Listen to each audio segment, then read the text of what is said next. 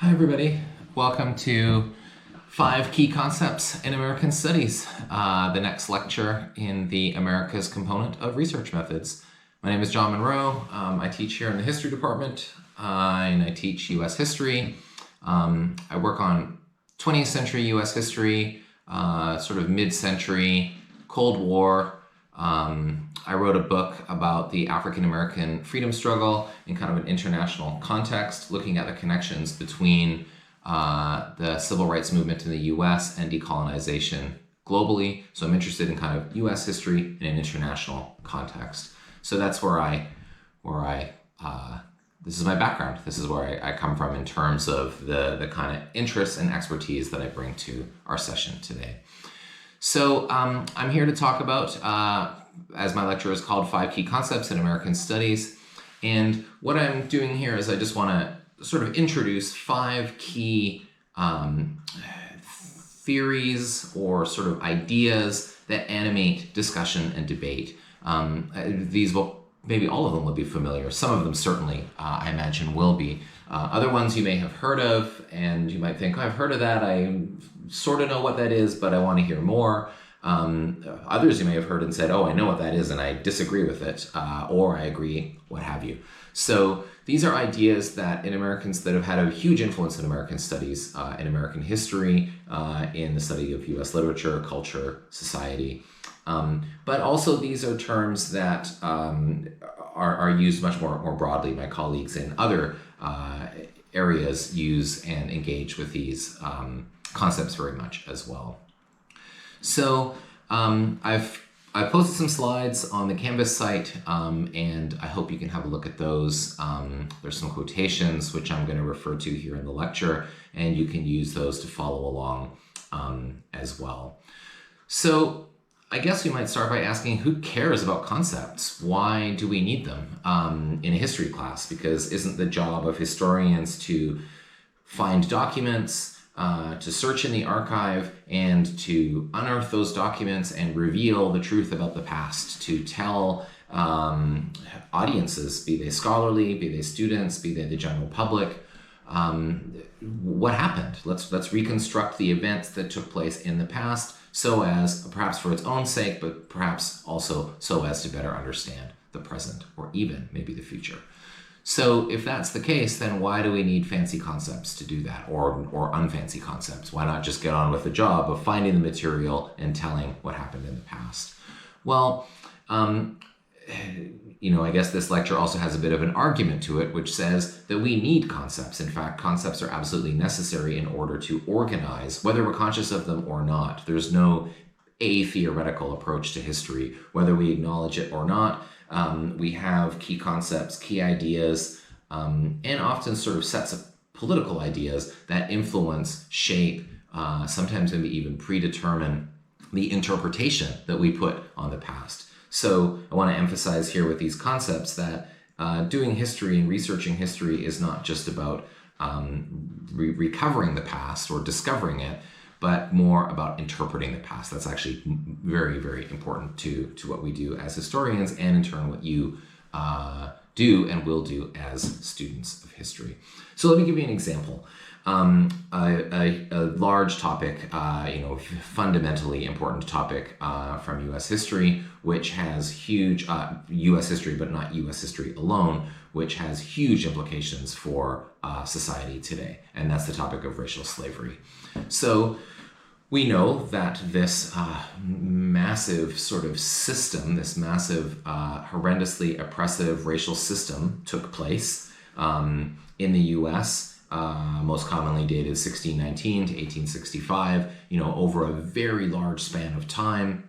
This fundamental component of U.S. history and a way of building racial inequality in a fundamental way into the foundations of what the United States is something that I don't think anybody would dispute whether or not that happened. Historians can go back and say, okay, we have these documents, these plantations existed, these ships which brought human beings across, stolen human beings who were bought and sold as property.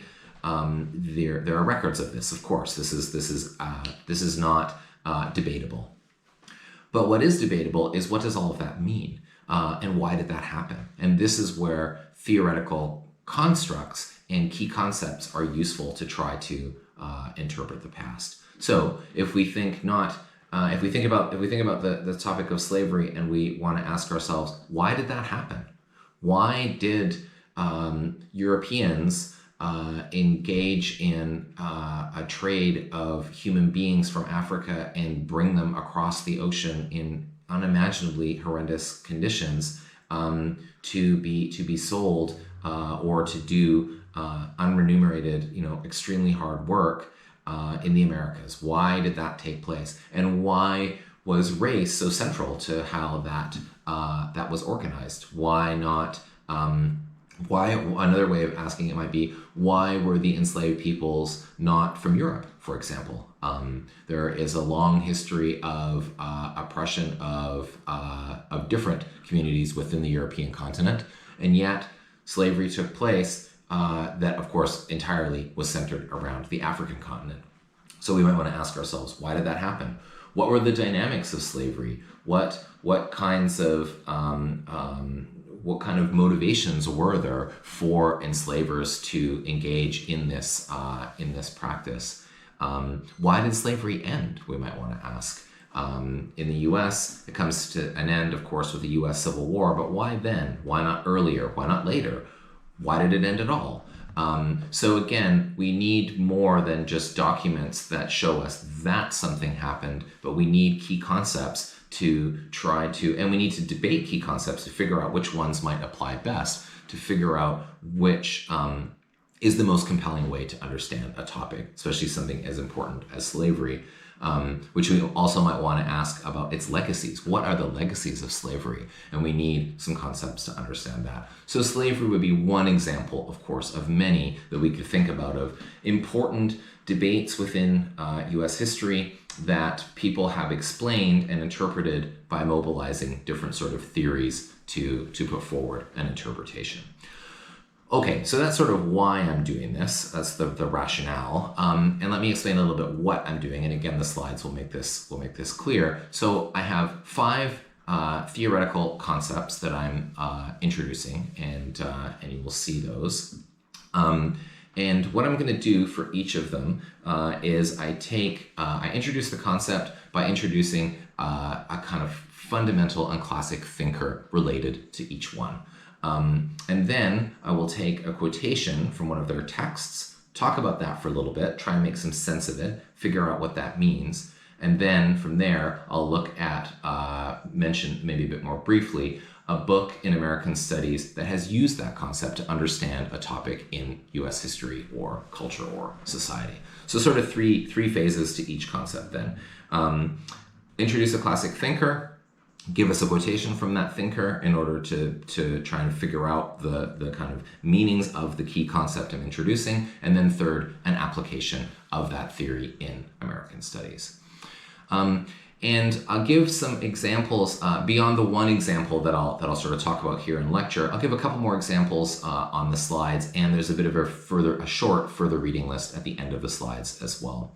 So my hope here is that this lecture can be useful to you in a couple of ways within, but also beyond this module. So within the module, these concepts might provide you with a way of framing the source analysis that you'll be submitting for the spring term, as well as a bibliographical essay that you'll be working on, the source analysis that you'll be working on this term, submitting this term, and the bibliographical essay that you'll be working on next term in the spring.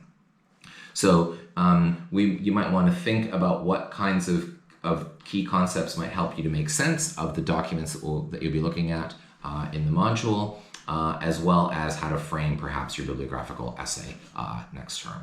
But beyond the module, also, this lecture might be worth keeping in mind as you start to think about a dissertation topic for next year. One of these influential concepts might become central to your research, might become important to the kind of research question you want to pose, might become central to the argument that you want to put forward. You might want to try to refute one of these theories in an argument that you might put forward in a dissertation. So please feel free to use my slides here as a reference point that you can come back to. And as you go, you can look maybe a bit more. If one of these theories is something you want to learn more about, or it draws you in particular, then you might want to look at those further readings that I put. They might come a little bit handy, that I put at the end of the slides for each of the categories. So the key concepts then, base and superstructure, racial capitalism, intersectionality, which is the one I'm guessing you may be most familiar with, settler colonialism, and relationality. So we start, of course, with our first concept, base and superstructure. But I'm also, I don't know what time exactly of the year you'll be looking at this video, but right now it's still September as I'm making this, and I'm looking outside. It's very nice out. I think I will try to continue this lecture outside. Let's see how that goes. Hi again. Well, it clouded over since I left my apartment, but it's still nice to be outside. And here I am. I find myself somewhere that everybody in Birmingham, of course, recognizes.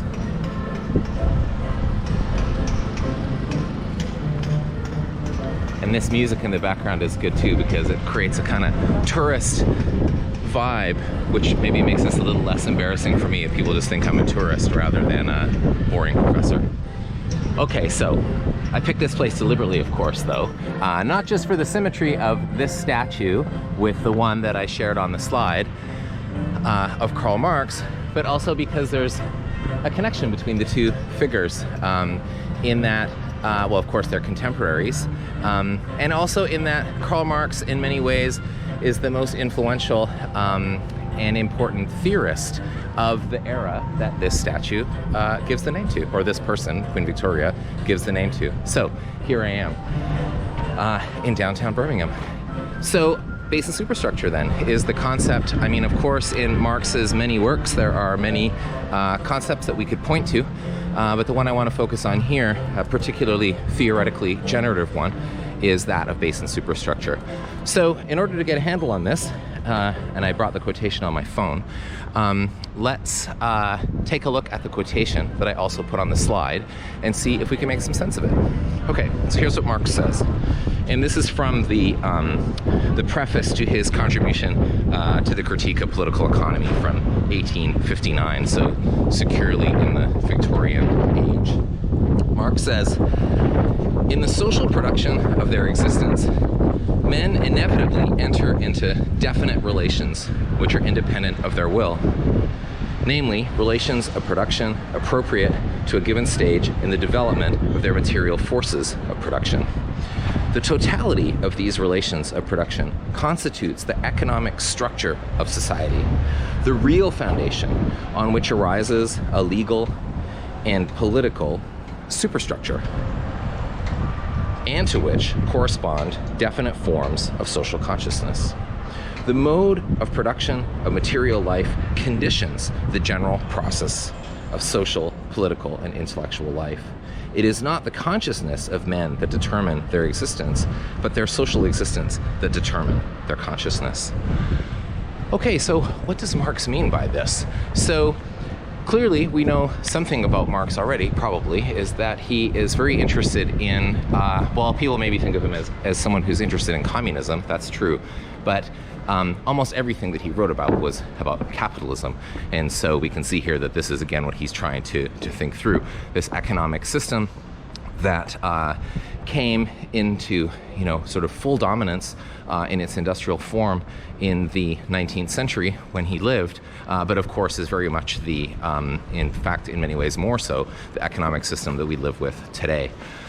So thinking about then the base as the economic foundation of the rest of society, right? It's quite a powerful metaphor. If we want to think about why something is the way that it is, he refers to a legal, what does he call it? A legal, well, superstructure. But if you think about the law, let's put it this way. So why do certain laws exist? Why are property laws so important in our society? Well, maybe that has something to do with the fact that we live in a capitalist society in which private property is the sort of dominant way in which the ownership of the things in society is organized. So for Marx then, base and superstructure gets us towards the idea of thinking about different phenomena in society and connecting those to the economic set of relations. So you can think about that in an earlier time, say feudalism. If you wanted to think about the kind of political structure of monarchies and lords, peasants, and so on, well, one of the reasons why you might want to think about the legal structure, say, in that society, in that situation, is because the economic relations were feudal ones rather than capitalist ones. And so what follows from that is a different set of legal and social relations. So Marx is connecting sort of everything that's going on in society to its economic, again, foundation, its economic base. So if you want to know why something is the way that it is, you need to know what the economy looks like in that society. So it seems maybe on the surface a bit simple, and there are sort of simplistic versions of Marxism that say, if you want to know X, all you need to know is Y being the economy, and that will tell you, that will give you the answer. Well, Marx uses a very important word, which thinkers who have learned from Marx, thought with him, thought against him even, have had a lot to think through on, and that's totality. So what he wants to think about is the totality of relations together, meaning that the relationship between base and superstructure, the relationship between the economy as base and the things that it determines, culture, law, gender relations, you name it, is a complex one if you're thinking about it in terms of a totality of the relations together.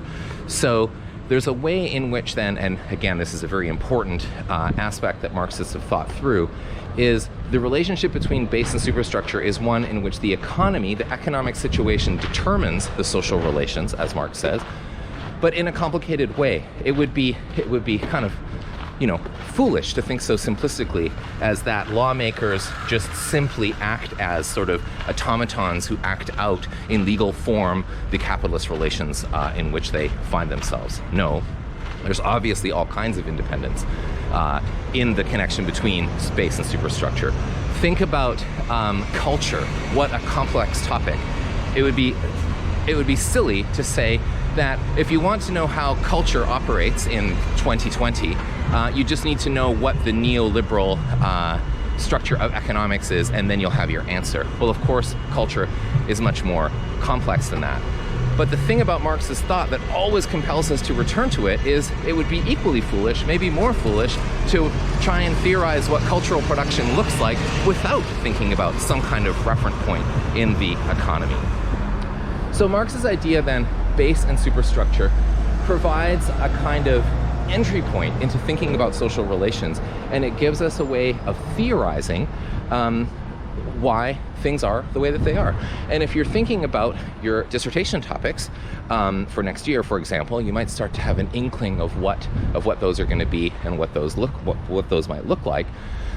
Imagine now if you were to think about your topic through the theoretical model of base and superstructure. What would that look like? There's other ways to think about it, but base and superstructure provides us with one very powerful way of thinking about it.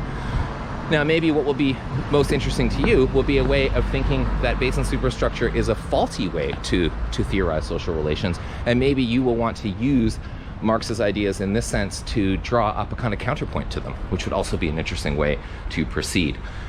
This also can work for your readings of documents, your bibliographical essay next term, and so on. So Marx then, our sort of first key thinker here, giving us our first key sort of theoretical idea, base and superstructure. And then, as I said, I also wanted to say something about how these ideas have been taken up in particularly in my field of American studies. So the example, and you'll see on the slide there, that I chose is Michael Denning's book, The Cultural Front. This is a very important work that came out in the 1990s. And what Denning wanted to do in this book was to,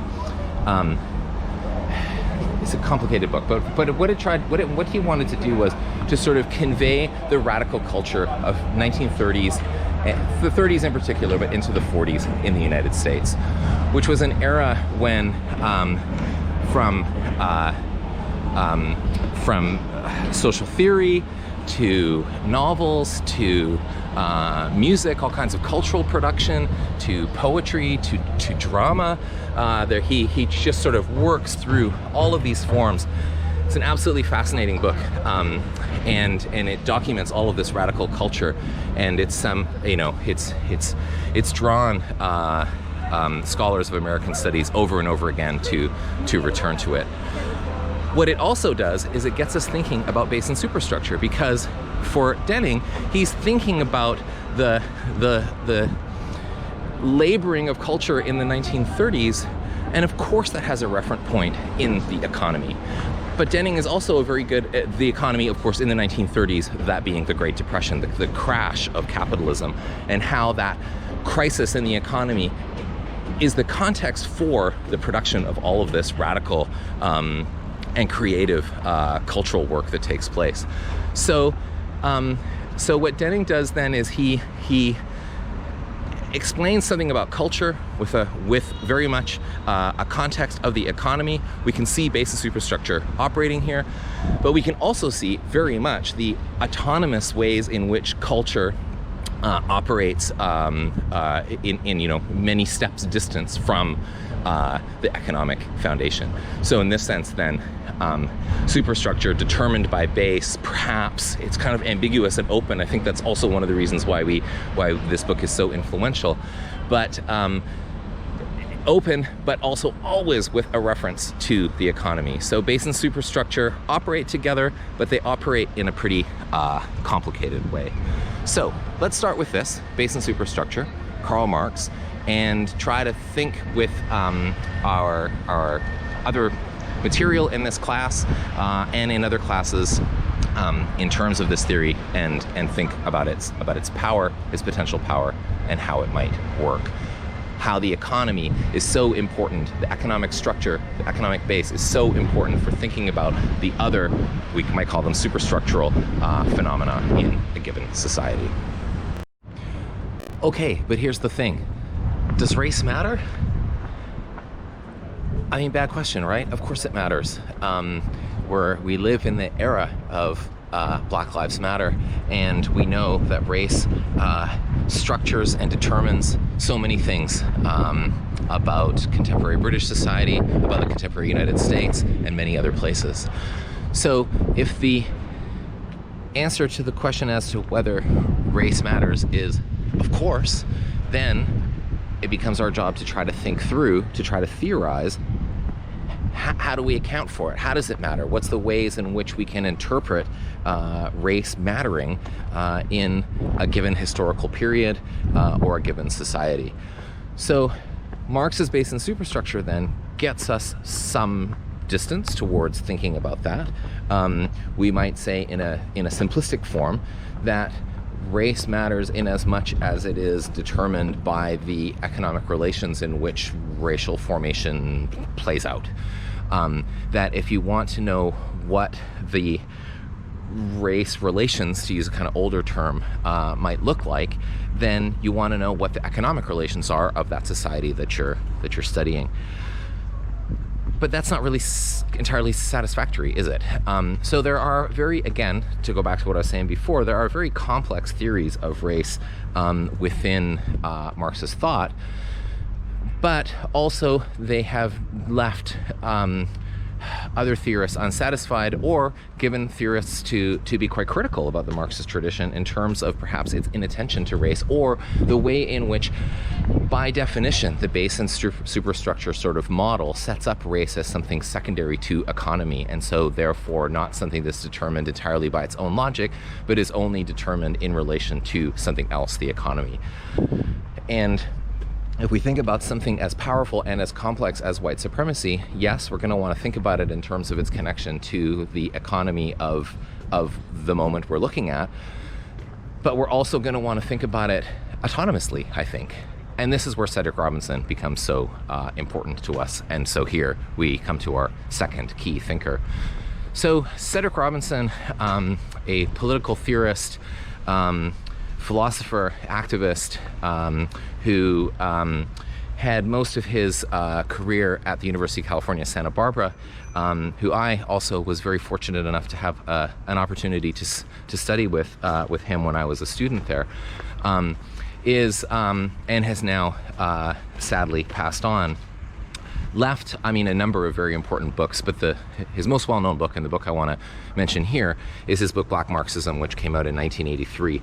So Black Marxism is essentially Black studies' critique of Marxism, a deep engagement in Marxism, and a critique of it, making the kind of argument that Marxist thought had not paid sufficient attention to race is sort of one part of the argument. The other part of the argument of that book is that a Black radical tradition has, and so he draws.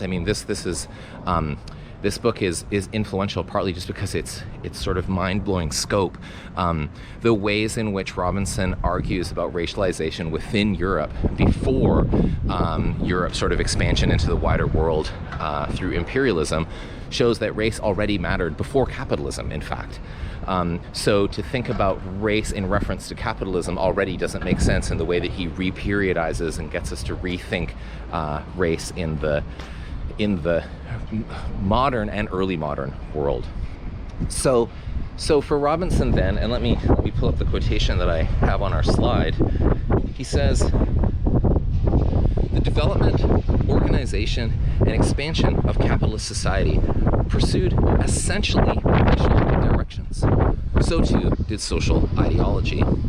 As a material force, then, it could be expected that racialism would inevitably permeate the social structures emergent from capitalism. I have used the term racial capitalism to refer to this development and to the subsequent structure as a historical agency." So what Robinson is doing here is showing us the fundamental way that race and capitalism are intertwined. This has led to a series of debates about whether capitalism is necessarily racial. I think it's the rare theorist who would say that race has no bearing on contemporary capitalist societies and doesn't matter. That's if someone says that, that's not that interesting, really. More people trying to think about the relationship between racism and capitalism have got into conversations and debates about whether or not capitalism must, by definition, be racial.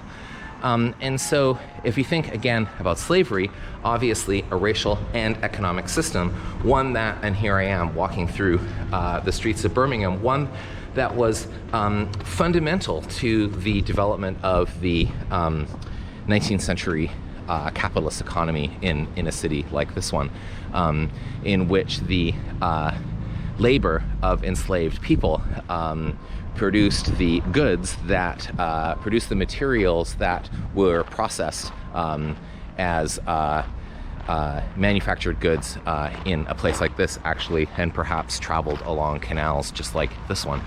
So does race then, so obviously that is both a racial and economic scenario. Could capitalism have developed without racism is a question that sometimes gets posed. But for our purposes, that question's not that important, because rather than theorize a counterfactual, some kind of capitalism without racism, which I can't really picture what that would look like, what we're interested in as students of history is the economic system that we have, is the society that we're trying to come to terms with to figure out through historical processes how it came to be.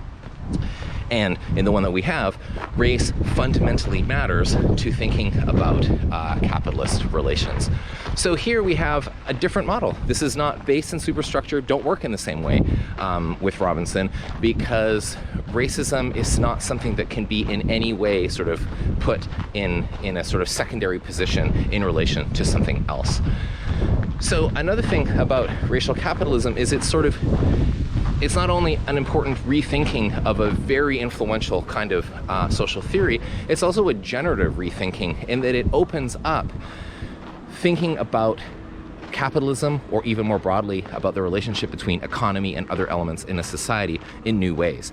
Because if capitalism requires the modifier racial in order for us to come to terms with what it is, in order to interpret and theorize what capitalism is, then that also means that we can think about other kinds of, it opens a path to thinking in new theoretical ways about what capitalism might be. So, gendered capitalism, heterocapitalism, there are a number of different kinds of sort of modifiers we can think, and we can think about them together. Gendered racial capitalism, right? So what are ways in which we must have other sort of operative concepts like race or gender when we're thinking about something like capitalism? So Robinson's theory is less interested in gender as a category of analysis than it is race, but it opens the possibility to be able to think in new ways about the subject that we're talking about. Which leads me to the example that I wanted to point to from American Studies here, Sarah Haley's book No Mercy Here, which is about imprisoned black women in Georgia after the U.S. Civil War, kind of into the early 20th century, and looking at the tremendous violence of the system and that black women in the U.S. South after the Civil War had to endure. And in her analysis of racial capitalism, which is a term that she uses, we can see this is an example of some of Robinson's thinking at work. Gender is an essential category as well. So it's an example of racial capitalism at work as a concept, but it's also a very good example of the ways that the theory of racial capitalism, as per Cedric Robinson, opens a path into thinking about this in even more complicated ways. Now, there's a lot more to say about Robinson's book, Black Marxism.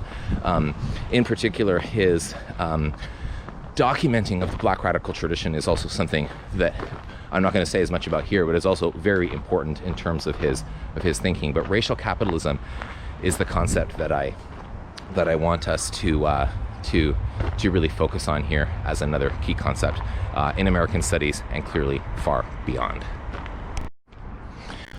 Hi again, greetings from the Edgbaston Reservoir, where I'm walking a bit more, and I'm going to say a few words about intersectionality. So, I hope so far something that's become clear, I hope two things have become clear so far. One, that these concepts that I've been talking about are part of a conversation, they're in dialogue with one another. Very clearly, Cedric Robinson is in dialogue with the ideas of Karl Marx. Secondly, there is also debate, there's tension between these topics. It's not simply, there's this, and then here's another way of thinking about it, but there's something at stake in the way that we see these. And if you think, or if you look at Charisse Burden-Stelly's article on modern U.S. racial capitalism, which I included on the slide on the supplementary readings, you'll see there.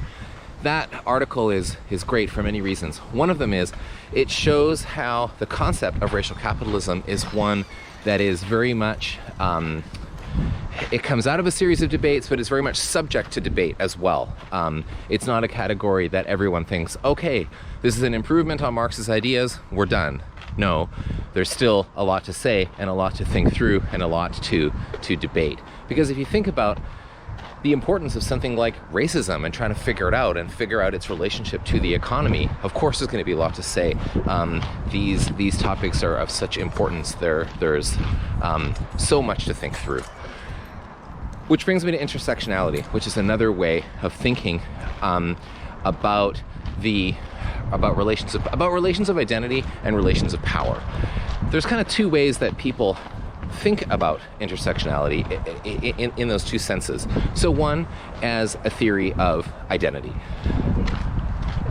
Here I am, walking through the city, Birmingham, where I live in, a middle-class white man, meaning that the way that I go through this society and through the world, there are a whole number of things I don't need to think about.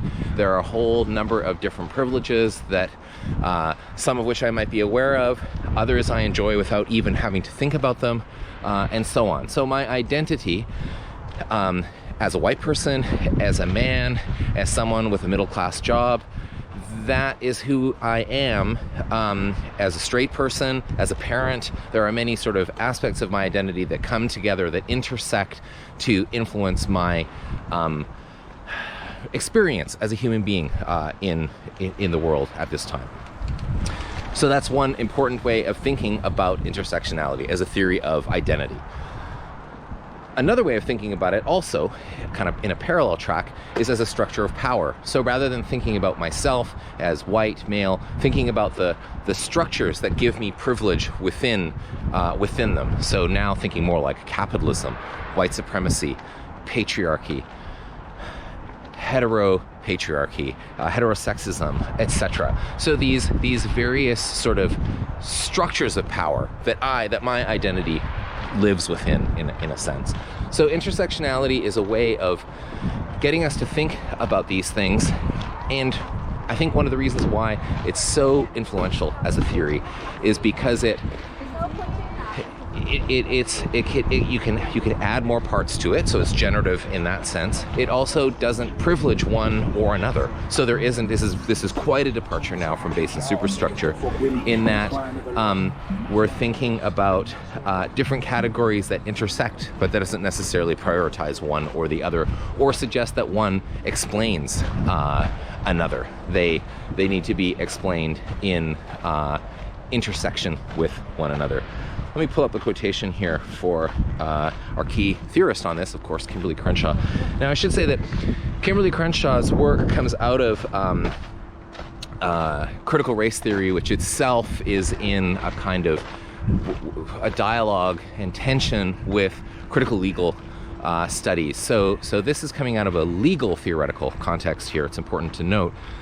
And so what Professor Crenshaw was sort of concerned with in thinking in the 1980s was about how anti-discrimination law in the United States, on the one hand, and then kind of feminist thinking about sexual assault on the other, were sort of two streams of thinking within and beyond the law, but that didn't come together. And so therefore they were inadequate at theorizing the way that black women's experience with the legal structure was of course something that always was about both race and gender. And so Crenshaw comes up with this idea of intersectionality, again, a term you may well have heard of because it has traveled so far as a kind of idea. And so here's what here's part of what Crenshaw says in her now, I mean, not just now, it has been for a long time now, demarginalizing the intersection of race and sex. It now become a absolutely essential article of text of racial theory. Okay, so from 1989, I should add.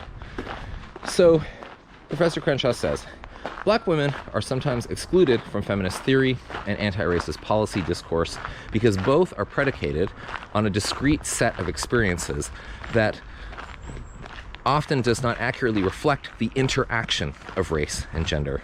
These problems of exclusion cannot be solved simply by including black women within an already established structure, because the intersectional experience is greater than the sum of racism and sexism. Any analysis that does not take intersectionality into account cannot sufficiently address the particular manner in which black women are subordinated. So, a few things here, of course, there's a lot to say, but to sort of pull some things together, race and gender need to be thought together, okay? That's a clear sort of insight of intersectionality. It's the place where identities or where structures of power meet that is important to think about.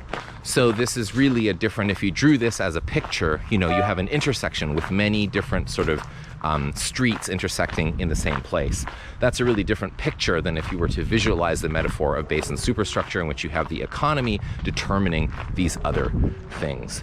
So with intersectionality, then, it becomes in some ways, part of its power is its ability to capture the complexity of multiplicity.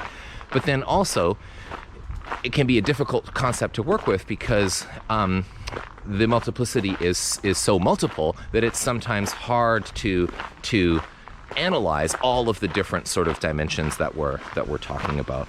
So we'll want to think about that with intersectionality as a theory of power, a theory of identity that brings together many facets, many aspects.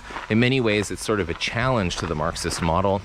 It also does, another kind of work that is different than that of Cedric Robinson, but also is doing something to think about how one category isn't determining another, but things need to be thought through together.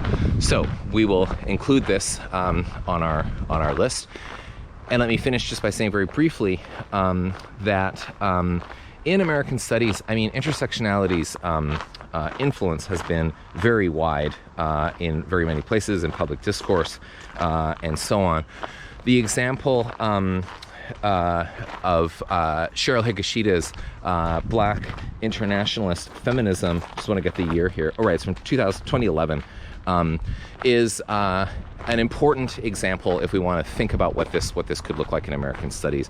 So Cheryl Higashida is a literary scholar and theorist who writes about this tradition of Black internationalist feminism.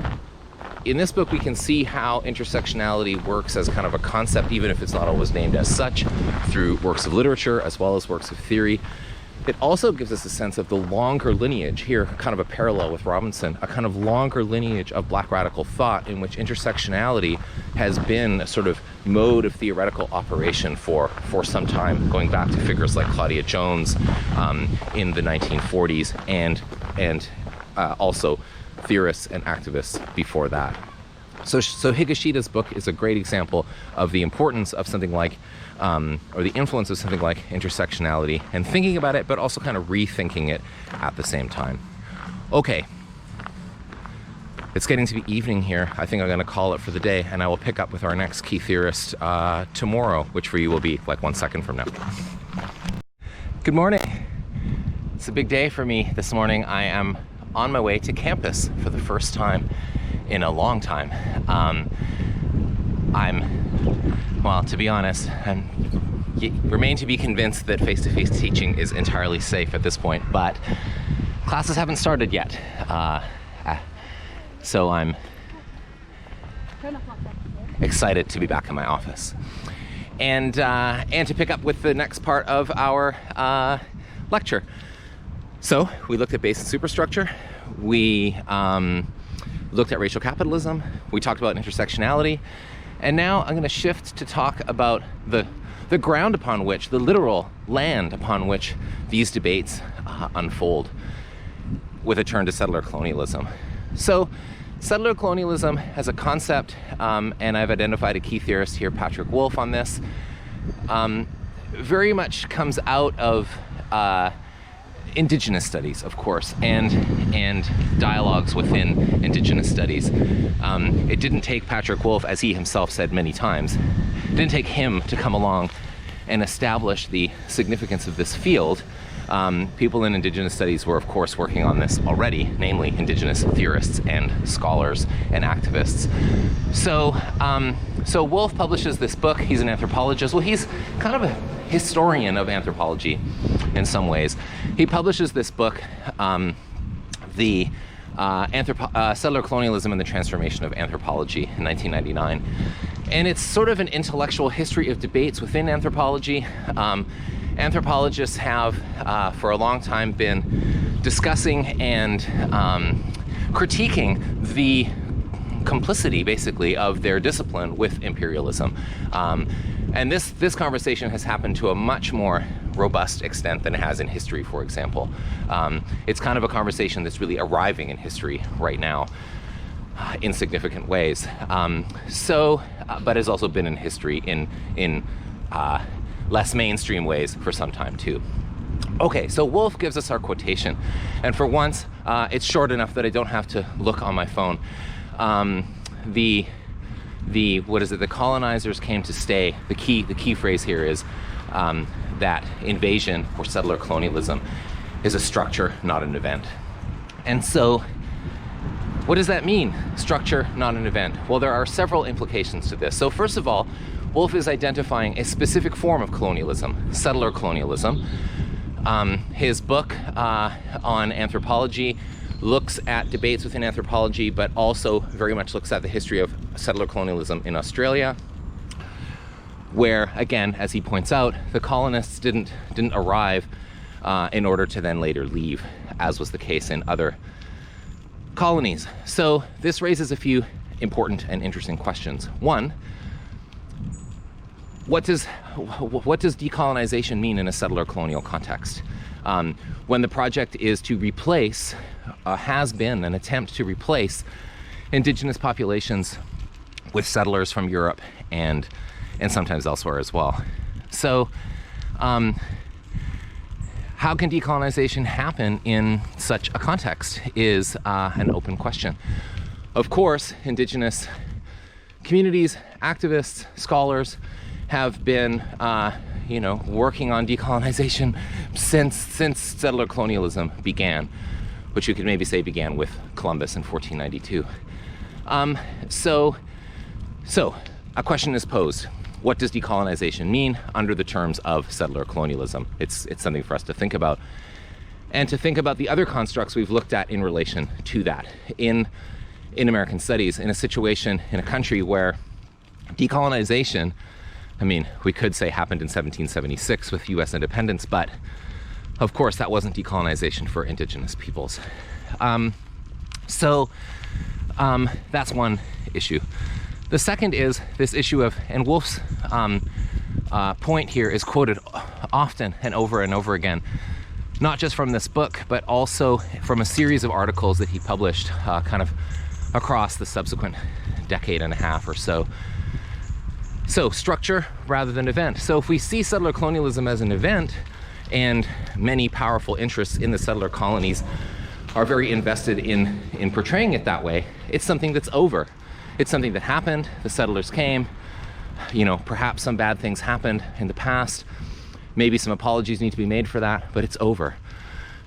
A structure tells us something else. This established the foundations of a place, of the way in which the place is organized. The genocide of indigenous peoples as a foundation is an ongoing way that places like the United States, Canada, Australia are sort of at their core organized. And so the relations between settlers and indigenous peoples continues to unfold very much in the present. It's not something that's over.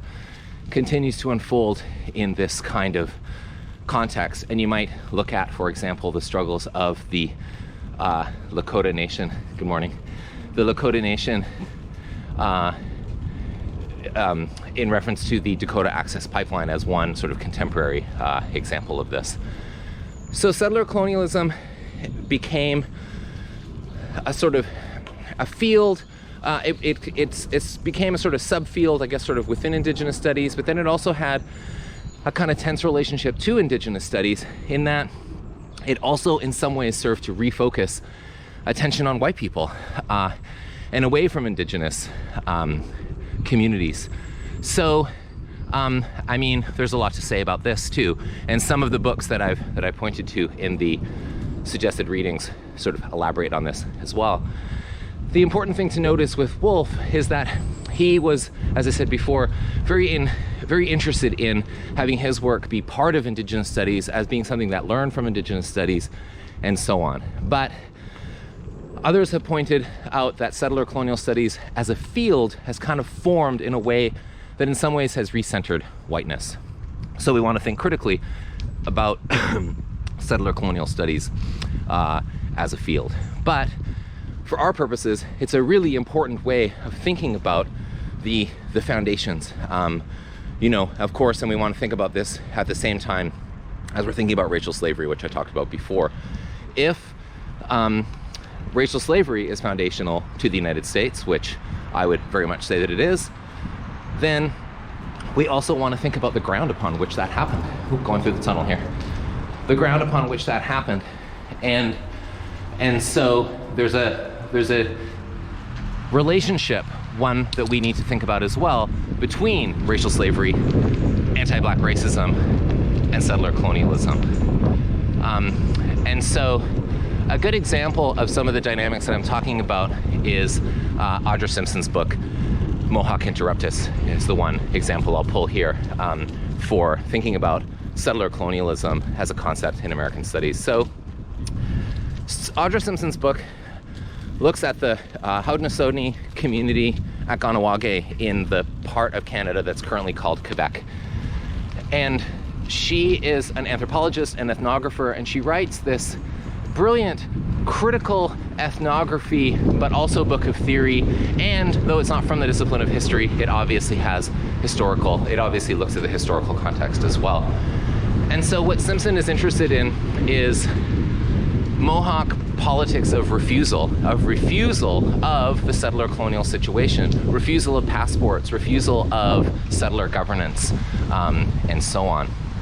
And so this ethnographic work is an example of the concept of settler colonialism at work.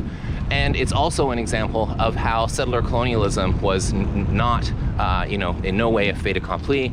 It's something that's continuously being contested and has been throughout its history. So we will want to keep settler colonialism as one of our essential key concepts here while we think about how it again is sort of the basis for much of the other theorizing that we're talking about. Okay, off to the office. Okay, hi again, everybody. Back in my office now for the last part of lecture to speak about relationality. It's nice to be back in my office. It's strange to be here, but good to be back with my books.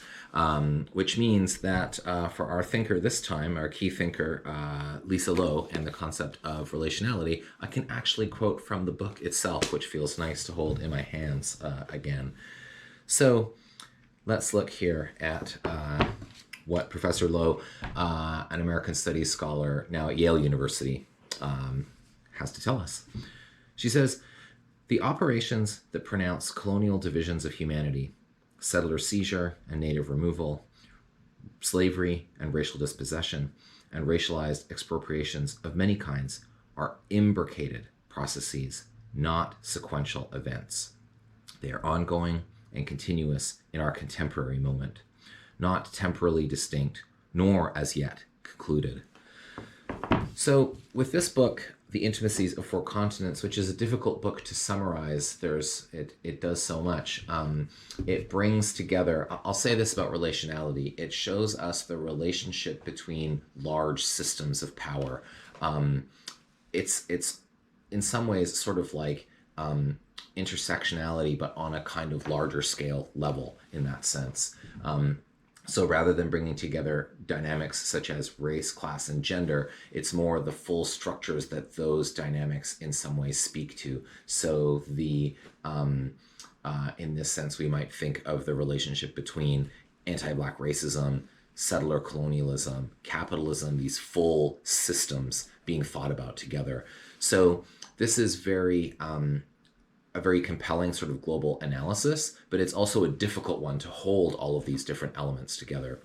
So in Lisa Lowe's The Intimacies of Four Continents, she looks at European imperialism in Eastern Asia, racial slavery across the Atlantic, and settler colonialism in the Americas. And she brings these all together and gets us to think about the generation of forms of European liberal notions of freedom in the context of all of these negations of freedom that these different sort of systems of oppression very much entail. So, and along the way gets us to think about the ways that archives, an important question for us as students of history, gets us to think about how archives are part of this process, are not a neutral component of this, but that actually replicate in many ways the structures of power that scholars are interested in sort of taking apart and challenging. So there's also a kind of critical take on archives, the idea of archives, the work that archives do in this book as well. So recommended for many reasons. But relationality, again, in some ways, it sort of brings together everything. And you can see that in this quotation here, the way that she brings together thinking about, you can see this is very much informed by all of the other concepts that I've talked about so far. And so bringing together settler colonialism, racial capitalism, imperialism, these large systems, and sort of insisting on the point that in order to understand any of them, you actually need to see them all together. It's very difficult to, for me anyways, to hold in my head all of these ideas at once, the relationship between these big things that are themselves difficult for me to understand. And so now to think about them all in one frame, in one global frame.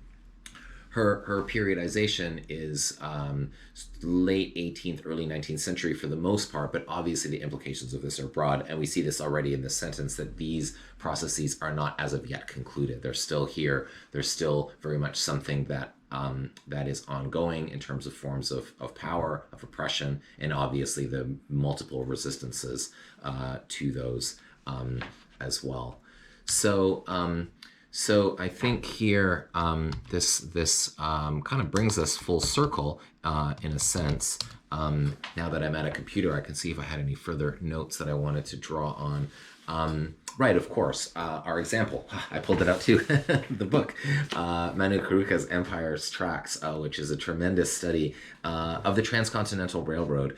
So this is a great example of relationality at work in that people have studied the Transcontinental Railroad in the United States before that brought, made travel across the continent possible on railroads in the 19th century, concluding, the sort of last spike in the 1860s brings this whole system of railroads together. So this has been studied before. Of course, the fact that workers from China were the essential workforce to completing this large task, which was, very crucial to the industrial economy, the growing industrial economy of the United States in the 19th century. These are things that scholars and many other people already know, quite a bit about. But here's how relationality works, and here is the brilliance of this book, Empire's Tracks. It shows how the story of the Transcontinental Railroad, the story of the forms of racial capitalism that meant both racial oppression and economic exploitation of workers from China, and at times also their exclusion, particularly after the railroad was completed, all of that takes place on the ground of settler colonialism. So thinking about the topic of the Transcontinental Railroad and Chinese American workers through a settler colonial lens is to see the relationality of these different kind of larger structures. So this is an excellent example of what a kind of relational approach looks like in American studies. So I think this brings us to a close with our 5 key concepts. I hope they are of some use. Have a look at the slides. I put all the quotations up there. I also put in a picture. I think it's important to see the theorists that we're talking about. So I put an image of the central theorist who I wanted to put forward, who's someone who has done a lot to either conceptualize or further one of our key concepts. You'll also see on the slides that I put up some pictures of some of the key works. I only selected one to draw as an example, but of course there are many, and I'm happy to talk more about these if students have questions about this as well. So you can see some images of some texts I put up. And also, I think I tried to limit it to 5 for each key concept in the further readings as well. So I hope that this is useful to you in this class, useful to you in your further research, and I look forward to talking about this more in seminar.